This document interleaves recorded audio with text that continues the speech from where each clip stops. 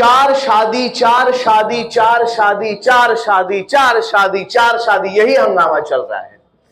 मेरे जान पहचान में इतने सारे मेरे मुसलमान दोस्त हैं, उनके घर में गया हूं मैं, किसी के भी चार मम्मी, चार मम्मी, चार मम्मी नहीं है। All India Muslim personal law board, ये बोर्ड, इसके पावर्स या इसकी जो अथॉरिटी है, गवर्नमेंट चाहती है इसको रद्द करे, इसको बैंड करे, और ये नहीं होना चाहिए। क्यों नहीं होना चाहिए? क्योंकि अभी ये यूनिफॉर्म सिविल कोड के जरिए government is trying to target a specific religion. Government कह रही है हमें कि सब धर्म को हम समानता से स्वीकृति देंगे, लेकिन ये असमानता से टारगेट किसी एक धर्म को कर रही है, हम सब जानते हैं। तो बड़े ही कायदे से, प्रोफेशनल वर्ड और बातों के तहजीब से, तौर तरीके से कहा जा रहा है कि हम समानता ला रहे हैं, लेकिन ये असमानता से टारगेट किया जा रहा है कुछ लोगों को। एक बात, जो इंपॉर्टेंट बात मैं कहना चाहता हूं, चार शादी, चार शादी, चार शादी, चार शादी, चार शादी, चार शादी, यही हंगामा चल रहा है।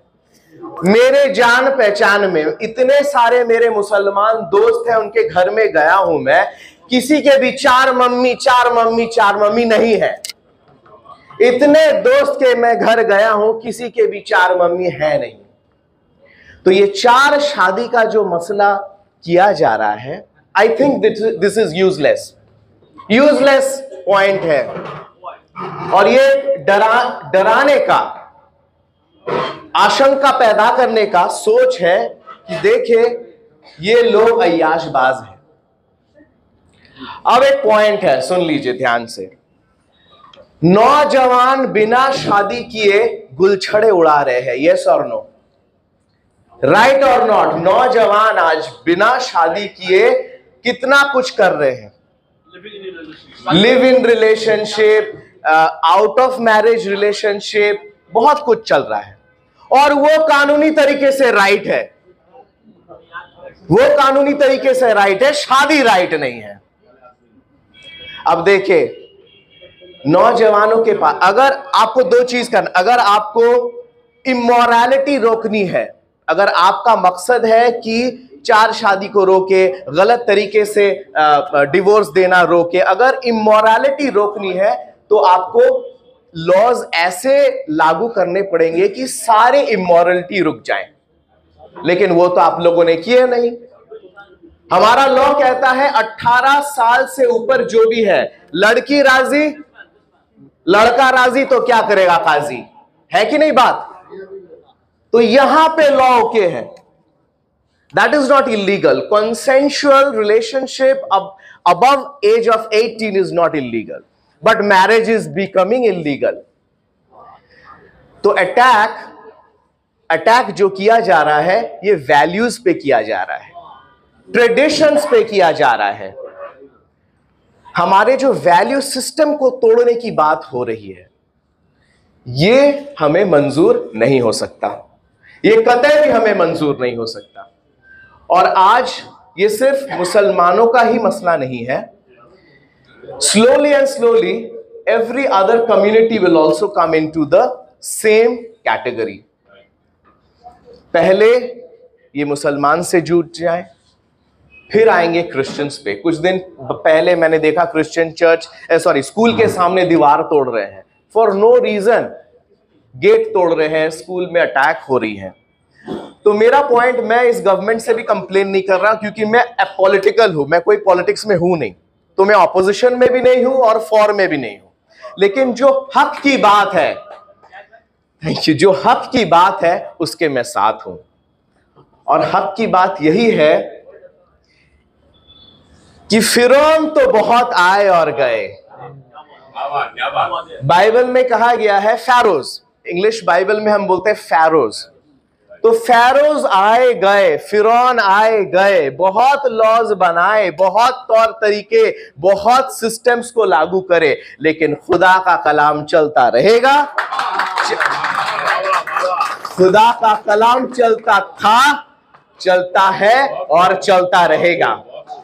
कोई भी इंसान, किसी का भी हाथ, किसी का भी दिमाग खुदा के कलाम को नहीं बदल सकता। आखिरत तक, कयामत तक खुदा का कलाम जो खुदा ने भेजा है, परमेश्वर बोल ले, यीशु मसीह हम बोलते, बाइबल में हम लोग गॉड बोलते हैं, ऑलमाइटी बोलते हैं। Whatever God has sent will never be wiped away. कहा गया है बाइबल में, एक जगह कहा गया है, लोग पूछ रहे हैं यीशु मसीह को, ए मसीह, क्या हम टैक्स दे इस गवर्नमेंट को? ये गवर्नमेंट तो फालतू गवर्नमेंट है। तब रोम की गवर्नमेंट हुआ करती थी। तो यीशु मसीह ने कॉइन निकाला, सिक्का। सिक्का में कहा, ये किसकी छवि देख रहे हो आप सिक्का में? तो सब लोगों ने कहा, इसमें तो सीजर का छवि है, जो राजा था वहां का, सीजर का छवि है। तो यीशु मसीह ने कहा कि देखो, इस कॉइन में सीजर का छवि है ना, उस राजा का छवि है ना, गवर्नर का छवि है ना, तो गवर्नर को दो, गवर्नमेंट को दो जो गवर्नमेंट का है, और खुदा को दो जो खुदा का है। तो भाई और बहनों, मेरे सीनियर्स, मैं आपसे ये कहना चाहता हूं, मैं लास्टली एक पॉइंट बोलना चाहता हूं कि घबराइए मत, घबराइए मत। चाहे कोई भी कुछ कर ले, अगर आपका दिल नेक है, अगर दिल में ईमान है, और अगर आप अमल करते हैं, तो फरिश्ते भी आके आपको जहन्नमी नहीं बना सकता। और जब तक बाइबल में कहा है कि कुछ फरिश्ते बहरूपी रूप लेके आपको बहकाने भी आ सकते हैं, मतलब वो इब्लीस के फरिश्ते बाइबल में कहा गया है। तो उसका मिसाल लेके मैं ये कह रहा हूं कि चाहे वो इब्लीस के भी फौज आ जाए, आपको बहका नहीं सकता। तो इसीलिए माइंड में आप पीस रखिए। I want to pray so that everyone has peace. क्या मैं 1 मिनट प्रार्थना कर सकता हूं?